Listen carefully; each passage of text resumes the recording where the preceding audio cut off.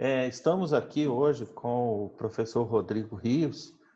Nós vamos conversar a respeito de direito tributário e direito comercial, direito penal, e vamos ver num determinado momento onde estas três áreas se convergem para um denominador comum. Nós temos a questão da execução fiscal com o professor Rodrigo Rios. Nós temos a questão da prescrição das multas criminais e nós vamos ver onde é que essas questões se intercedem dentro do que nós vamos conversar aqui hoje. Então, professor Rodrigo, um prazer muito grande estar aqui com o senhor e nós vamos bater esse diálogo para aquelas pessoas interessadas no conteúdo e principalmente para os alunos do direito, os alunos de ciências contábeis e alunos da administração. Boa tarde, professor Rodrigo. Boa tarde, professor Marcelo. É uma honra, uma satisfação ter recebido esse convite seu e eu tenho certeza que iremos buscar, um linguajar aí mais apropriado para o acadêmico, porventura nos assistam, ter uma noção, acerca da execução fiscal e, posteriormente, em sua fala, a respeito das questões em âmbito criminal. Então, eu agradeço essa oportunidade. Quando a gente começa a falar de execução fiscal, doutor Marcelo, a gente tem que lembrar que a execução fiscal ela consiste em um processo. E esse processo ele é de iniciativa, ele parte da fazenda pública, em que há uma cobrança de certa quantia por supostas dívidas tributárias e também dívidas não tributárias. Porque é muito comum, principalmente acadêmicos, pensarem, no primeiro olhar, que ao tratarmos de execução fiscal, estas só fazem jus às questões de dívidas tributárias. Mas não, nós também inserimos nessa seara as dívidas também não tributárias. E a regulamentação da execução fiscal, ela está contida na Lei 6.830 de 1980, que ficou conhecida, mais conhecida como Lei de Execuções Fiscais, ou como alguns preferem, a LEF. Então, ela encontra-se, então, prevista nessa lei, trata, então, da execução de título executivo extrajudicial, de natureza tributária ou não tributária. Aí que aqui nós temos, nessa questão, a certidão da dívida ativa, a famosa CDA, que é um título que fundamenta a execução fiscal. Então, é coisa aí, um título executivo que consubstancia a obrigação, e tem que ser uma obrigação, nessa questão, uma obrigação líquida, certa, obrigação exigível. Então, o próprio CPC atual já nos traz essas questões concernentes a essa cédula extrajudicial, que é a certidão de dívida ativa. O que nós precisamos verificar aqui também nesse momento, professor Marcelo, é que ocorre que a Lei 13.494 de 2017, ela veio para alterar dispositivos da Lei 8.213 de 91, para, de forma expressa, acrescentar aí a possibilidade de inscrição em dívida ativa, né, e, consequentemente, né, execução fiscal de débitos oriundos de fraudes e de benefícios fiscais, né? Isso podemos bem verificar lá no artigo 115 da Lei 8.213 de 91. Então, é uma coisa que há de se mencionar. E uma coisa interessante também, só a critério de esclarecimento aqui, professor, é que, de acordo com uma recente pesquisa promovida aí pelo Conselho Nacional de Justiça, né, o CNJ, né, os processos de execução fiscal representam hoje algo em torno de 39% do total de casos pendentes de julgamento no país. Então, se a gente for verificar bem, professor Marcelo, é o principal motivo de morosidade do Poder Judiciário. Entendo. E isso se dá pela complexidade do sistema processual ou por conta da legislação tributária? O que a gente pode perceber nessa questão, né, salvo melhor juízo, né, é que antes da propositura da ação em âmbito judicial, a própria Fazenda ela já se preocupa em fazer essa cobrança, né, vamos dizer assim, essa cobrança do contribuinte inadimplente na seara administrativa, né? E quase sempre, né, na maioria dos casos, a Fazenda precisa levar essa questão para o plano do judiciário. Então, eu acredito que se já pudesse, né, se houvesse aí uma alteração, uma modificação, complementação normativa, né, de que a gente pudesse levar todas aquelas questões probatórias, né, já visualizadas na seara administrativa, para o campo do processo judicial, eu acho que isso acarretaria uma maior celeridade nessas questões, né? Porque aí tem que buscar uma repetitividade, né?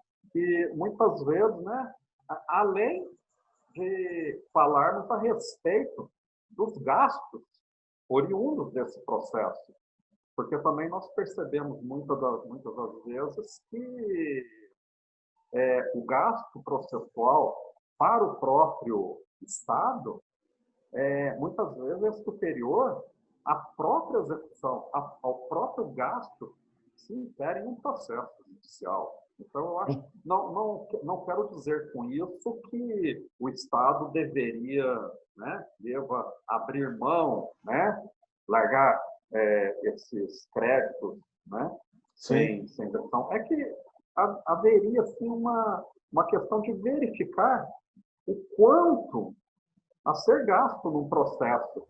E eu acho, então, que se nós trouxéssemos toda essa matéria probatória, já toda discutida no plano administrativo, eu acho que forneceria um menor gasto ao próprio Estado, né? E acabaríamos ou tentaríamos minimizar essa morosidade que o judiciário enfrenta, né? Não por sua culpa, né? Mas pelo excesso, né, de processos que há hoje, né?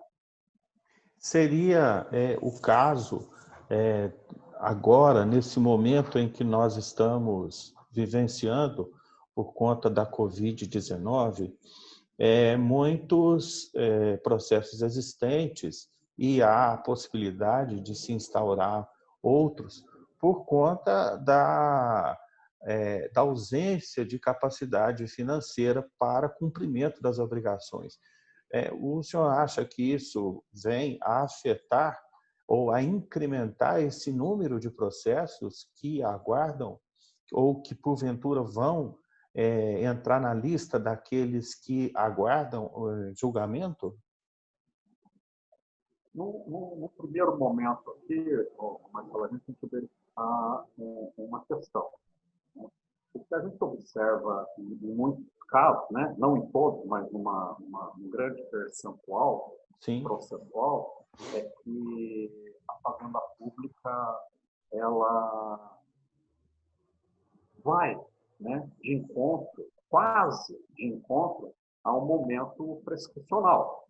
Né? Sim. Porque nós temos aí, numa primeira análise, né, a questão da prescrição quinquenal, né, que é a contagem que o próprio Código Tributário Nacional, né, o famoso CTN, nos traz, que há situações a partir de onde começa, né, inicia-se esse prazo prescricional. Mas, em via de regra, vamos colocar aqui, né, só para estudantes, acadêmicos, leigos, né, possam entender de uma forma mais simplória, né, esse prazo quinquenal de 5 anos.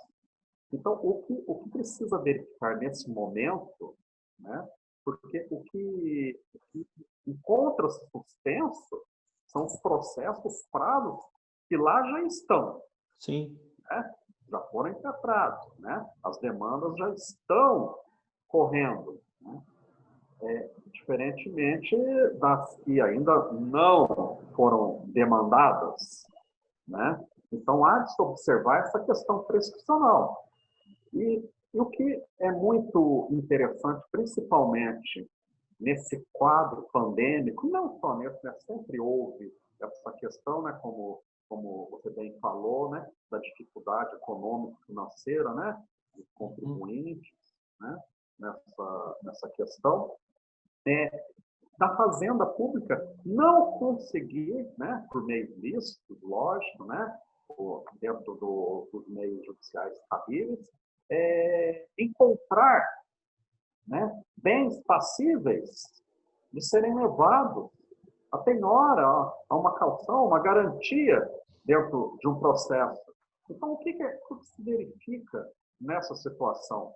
Não encontra. A fazenda, na procuradoria, não consegue encontrar de forma nenhum bem passível de ser assim feito. Há, então, vamos dizer assim, uma suspensão, né, processual, né, há um arquivamento do processo a fim de que se, dentro de um lapso temporal, possa ou não encontrar. E aqui dentro desse arquivamento, essa suspensão provisória, né, que pode ocasionar também a prescrição intercorrente. Né? Então, compreendo. Muitos contribuintes que hoje não têm, né, e durante esse certo lapso temporal, né, daí vamos colocar um lapso de 5 anos com esse processo paralisado, né, vai incorrendo uma prescrição. Ou seja, a fazenda gastou, né, o Estado teve um gasto em movimentar o Poder Judiciário, e não houve êxito, porque já sabia, lá no processo administrativo, que aquele contribuinte já não tinha meios econômicos para poder dar sustentabilidade ao adimplemento dessa obrigação. Compreendo. E agora no processo judicial também não vai tê-lo. Ainda mais hoje, frente a essa crise terrível que nós estamos vendo, a parte empresarial aí, né, sofrendo assustadoramente, né? As pessoas que não são empresários, mas também que dependem dos patrões, né? Dependem da manutenção do emprego, e nós estamos vendo aí, né, sendo deflagrado uma verdadeira guerra, né, professor Marcelo? Bastante. Nós estamos vivenciando, né? Até porque nós vivemos num sistema tributário no Brasil que é uma rede pode ser considerada bastante complicada na forma não só da lei material em si, mas como a processual. Então, ela esbarra em muitos empecilhos causados pelo próprio emaranhado de leis fiscais que existem no nosso país. Então, isso propicia um pouco, não só a morosidade, mas como a efetiva o efetivo cumprimento das determinações legais. Então, há um prejuízo por conta disso. Ainda mais nessa situação, eu considero bastante grave, porque afeta e tem afetado e vai levar uma consequência nessa esteira do tempo por conta desta situação que os empresários, principalmente, estão vivenciando em relação à ausência de receita para poder cumprir justamente as determinações tributárias exigidas pela própria lei. Então, é um momento de muita cautela e de muita análise, porque, embora o judiciário ele compreenda a situação dos empresários, infelizmente o legislador ele não foi tão eficiente no momento de abranger situações dessas. Nós temos somente a questão que visa o lado processual, onde há uma determinação de suspensão da prescrição em casos de calamidade pública. Mas é difícil abranger o raciocínio para se determinar até que ponto isso pode beneficiar ambos os lados, ou seja, o contribuinte e o próprio Estado, para que a própria sociedade, consequentemente, não fique lesada por conta dessa ausência de arrecadação em virtude das dificuldades dos empresários. Nós sabemos, né, nós temos plena ciência que a legislação nossa, né, brasileira, em muitos aspectos, nós podemos até falar que nós a consideramos como uma das melhores, mais avançadas do mundo. Sim. Mas quando nós deparamos com a questão de âmbito tributário, há um complexo normativo que não precisaria existir. Eu acho que essa normatização, essa complexitude, né, esse grau exacerbado de carga tributária que é imposto, né, é uma imposição, né, coercitiva muito forte, tanto para pessoas naturais, né, físicas, quanto para pessoas jurídicas, né, e a gente verifica que a própria norma de âmbito tributário, né, mesmo que falem há lacunas a serem observadas, outros falam, né, há possibilidade de navegar nessas lacunas, né, normativas, mas mesmo assim é uma situação em que a gente acredita que a segurança jurídica, principalmente do contribuinte, qualquer que seja ele, fica um pouco fragilizada, né? Ainda Sim. mais quando a gente depara com todas as normas concedendo prerrogativas extremamente, né, de alto grau, a gente até pode falar, para o próprio Estado, né? Então, isso daí coloca o contribuinte numa situação de hipossuficiência muito grande. Há uma temerariedade nessas questões, né? Ainda mais quando a gente verifica essas normas hoje anti-elisivas, né? Sim.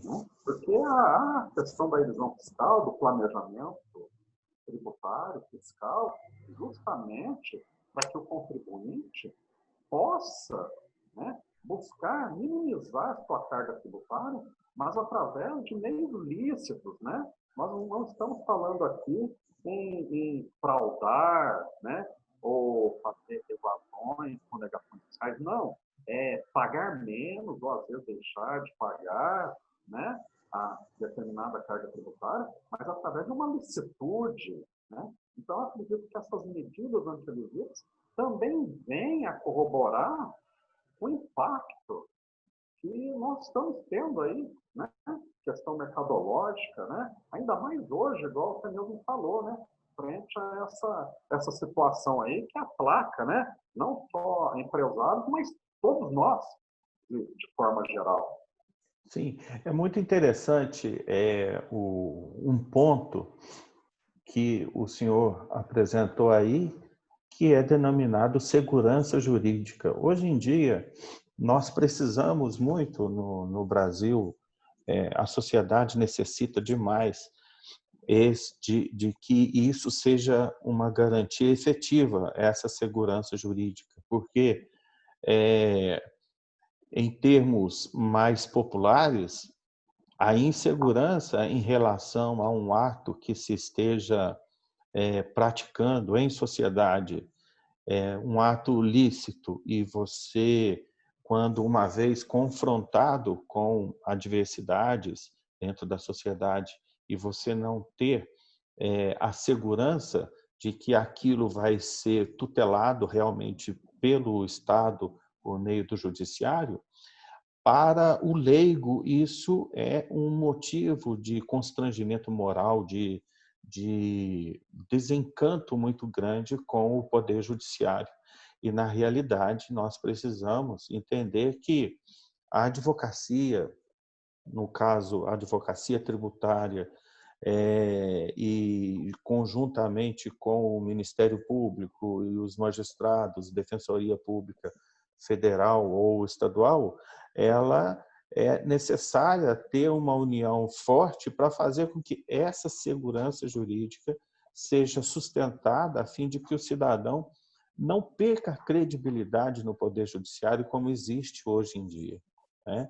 E isso é muito importante nós levarmos em consideração, porque esta credibilidade faz com que o cidadão tenha motivos para agir com ética, com moral, fazer com que o seu comportamento seja reflexo da esperança que o legislador colocou como pano de fundo nas leis, na construção de cada um dos artigos que prevê situações adversas dentro da sociedade. Essa segurança jurídica no meio tributário é muito importante, porque haja vista a complexidade, esse emaranhado de procedimentos e regulamentos normativos tributários, pode esbarrar ou adentrar no campo da insegurança jurídica com uma facilidade muito grande. Nós temos no direito comercial, por exemplo, a constituição das sociedades, ela é uma esperança muito grande para dois polos. Primeiro, para o indivíduo, o cidadão que quer constituir uma sociedade empresarial, e isso fazer com que, na ponta, seja beneficiado o cidadão consumidor e ele próprio como empresa, e nesse ciclo a sociedade inteira é beneficiada. No outro Quando a polo, gente nós temos... verifica, né? Quando a gente Sim, verifica essa questão empresarial, né, a gente tem que verificar também que não se trata apenas, né, do direito comercial e empresarial. Ali estão inseridas questões também de âmbito civil, quando nós fazemos, sim, né, realizamos contratos exatamente. civis, questões Exatamente. trabalhistas, né, Sim, porque ao destruir o empresariado, você também contribui com uma questão de calamidade social, que é o desemprego, exatamente. e a questão tributária. Então, há um envolvimento muito grande nisso, né? Que eu já falei. Exatamente. Até poderia arriscar a dizer que o elo forte para fazer com que seja positivo e sustentável a questão tributária e a relação do Estado com o contribuinte e a própria, vamos colocar até um termo positivista aqui, até a ordem e progresso da sociedade se mantenha ativa e em vigor, é simplesmente fazer com que o empresário seja respeitado e a ele seja dada, conforme o senhor se referiu, seja dada a segurança jurídica necessária para que o empreendimento dele seja algo de utilidade social muito grande, porque essa utilidade social ela vai ter uma repercussão progressiva, porque os funcionários, suas famílias e toda aquela rede de grupos sociais ligadas àquele funcionário vão ser beneficiados. Em relação à empresa, a empresa vai estar beneficiando o consumidor sendo beneficiado, ele vai ajudar também na prosperidade da sociedade. Mas isso depende de uma compreensão do Estado em relação a garantir meios para a prosperidade desta empresa. E para isso É o que eu precisa falo. haver... O Estado ele tem que agir enquanto Estado é. Ou seja, ele basta que ele observe os pilares constitucionais.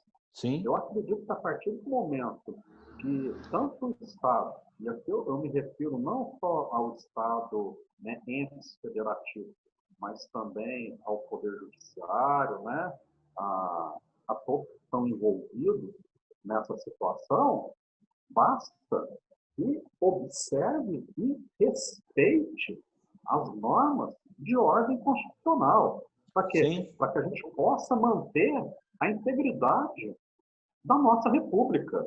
Então, a partir do exato. momento que a gente verifica artigos constitucionais sendo violados, muitas das vezes, né, há de se preocupar, né, principalmente quando a gente defronta com essas questões aí de âmbito empresarial e tributário, Sim, porque sabemos que no afetar isso no primeiro momento vai recair sobre a coletividade. Então, a minha preocupação é esse efeito cascata para com a coletividade, que já encontra-se numa situação de carência absurda. sim, inevitavelmente. Nós precisamos, enquanto operadores do direito, compreender esta questão de necessidade social, de segurança jurídica e poder proporcionar isso da melhor maneira possível para o cidadão, para o indivíduo em território nacional, porque a sociedade precisa prosperar. E para uma sociedade próspera, é necessário que a arrecadação seja a melhor possível. E nós não temos uma arrecadação ruim, né? Em relação a outros países, a nossa arrecadação não é ruim. Ela é mal distribuída. A consequência dessa arrecadação é mal distribuída. Em relação à execução fiscal, quanto aos processos que ainda estão pendentes de julgamento, nós temos um entendimento de que essa complexidade tributária e a ausência de amparo mais efetivo para os empresários é um fator que contribui bastante para essa morosidade, para esse acúmulo de processos em execução fiscal que dependem de julgamento, que depende de uma solução conciliatória ou não, e assim sucessivamente. E as questões de âmbito criminal, professor? Nós temos, no âmbito criminal, uma situação que vai repercutir dentro da esfera tributária.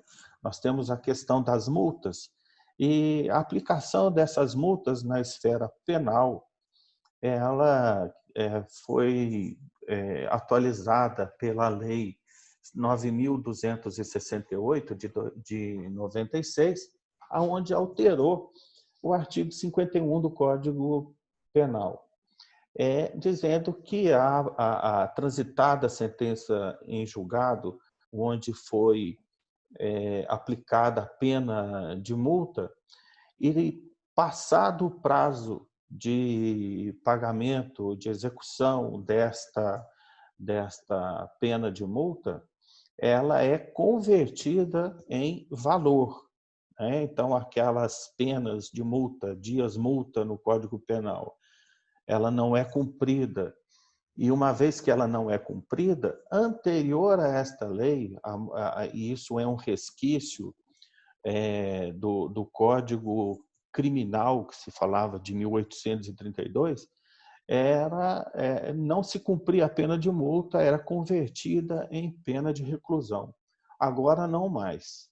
A partir do advento da Lei 9.268, de 96, não cumprida a pena de multa, ela naturalmente se converte em valor pecuniário. E uma vez convertida em valor pecuniário, não cabe mais à esfera penal executar esta dívida. Então, uma vez convertida em valor, ela passa para a responsabilidade da Fazenda Pública. Nem o Ministério Público, que atua com efetiva preponderância dentro do processo penal, ele deixa as suas atribuições neste momento, encaminha este valor pecuniário para a esfera federal e assim passa para a responsabilidade da Fazenda Pública.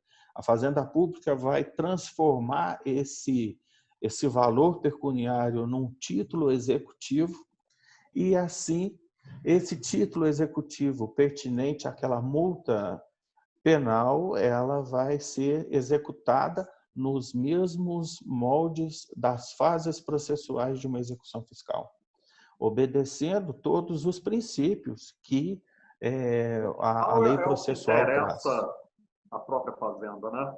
Exatamente, exatamente. É o que interessa à própria fazenda, que é essa questão A minha do grande título. preocupação nessa situação é a mão longa estatal, né? Nesse Sim, caso aí, querer extrapolar preceitos normativos, né? exatamente.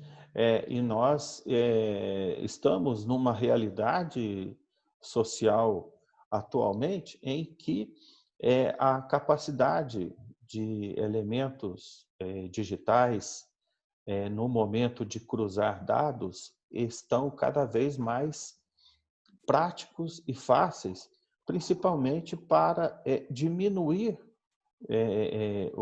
a desídia do Estado em relação à execução fiscal e fazer com que ocorra a prescrição. Então, o próprio sistema ele está atuando cada vez melhor para poder identificar os prazos. E esses prazos são, com agora os processos digitais, eles são automaticamente identificados e processados dentro do prazo para poder se evitar essa prescrição. Prescrição esta que outrora, ou seja, no passado não muito distante, ela ocorria em demasia porque o processo era físico e a identificação desses prazos era bem mais difícil. Agora não tanto, isso tem diminuído um pouco. A prescrição dentro da esfera penal em relação à multa, ela vai ocorrer nos termos do artigo 114 do Código Penal, no prazo de 2 anos. Então, não feita o cumprimento da obrigação no prazo de 2 anos e não havendo cobrança nesse período, em prazo de 2 anos, ela prescreve. Ao passo que, em relação ao parágrafo 2º, onde demonstra que é uma situação de pena executória e não é feito esta cobrança e isso vai para a esfera da prescrição, ela é imediatamente anterior a isso transferida a responsabilidade para a Fazenda Pública. Eu só espero que, mesmo antes de ocorrência de qualquer prescrição, né, seja em demandar ou intercorrente, eu acho que seria neste momento ímpar, né, que encontramos, seria dentro do princípio de uma razoabilidade administrativa aí, confecção de uma norma constitucional aí de anistia, né, Sim, a esses contribuintes que se encontram, né, fragilizados, né? E bastante. fragilizados aí não porque assim o querem estar, né? Mas Uhum. por questão própria de coação estatal que nós andamos vendo, né? Na imprensa, tudo Sim, nos noticia, né?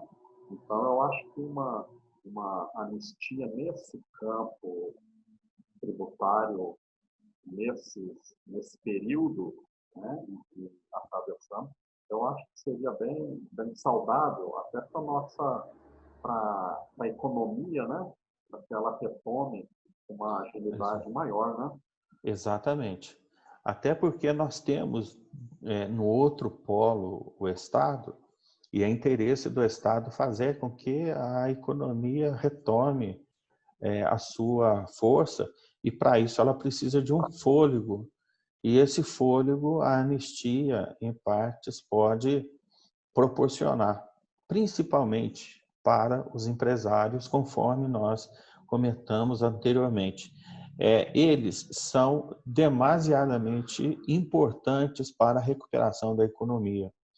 Então, nós temos que entender, enquanto cidadãos, enquanto indivíduos em solo brasileiro, que nós precisamos de uma economia estável, de uma economia forte, para poder fazer com que nós tenhamos bem-estar.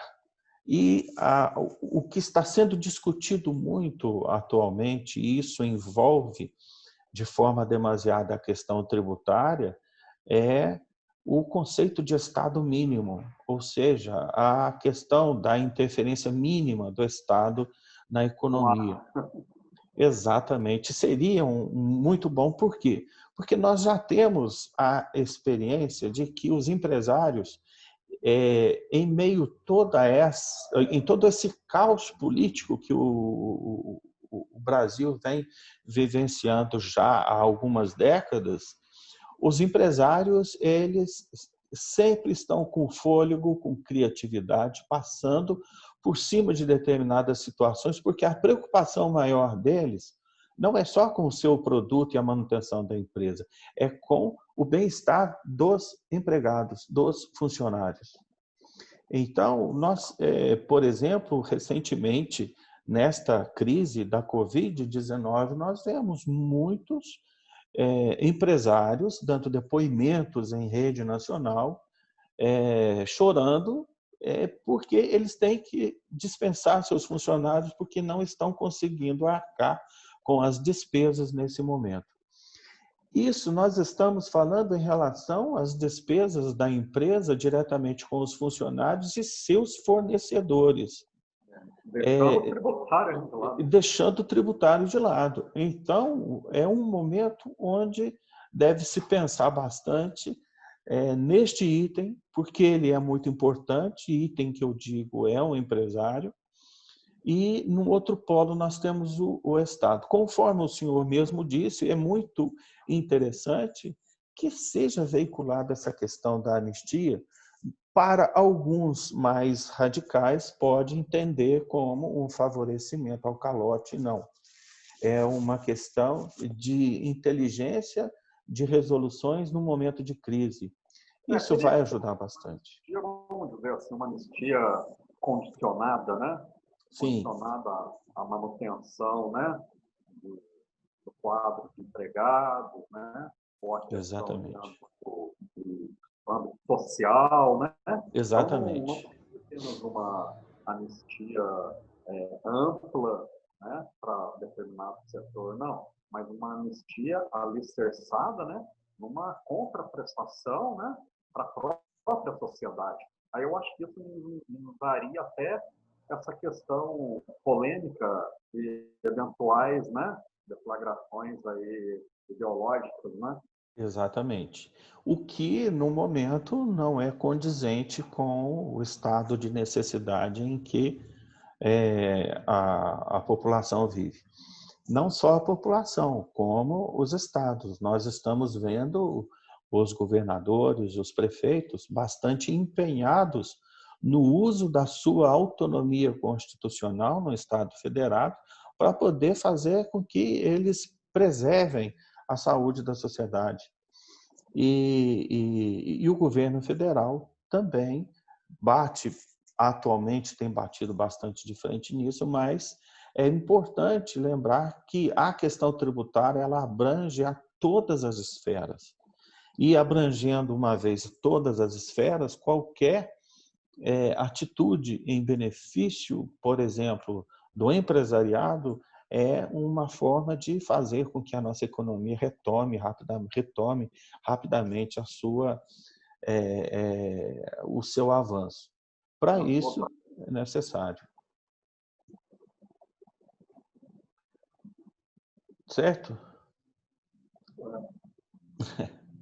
Professor, vamos encerrar. E eu acho que foi bastante produtivo. Em poucos minutos nós conseguimos abordar bastante coisas. Eu estou à coisas. disposição do senhor para eventuais outras conversas, Sim. Né? Um diálogo muito proveitoso, né?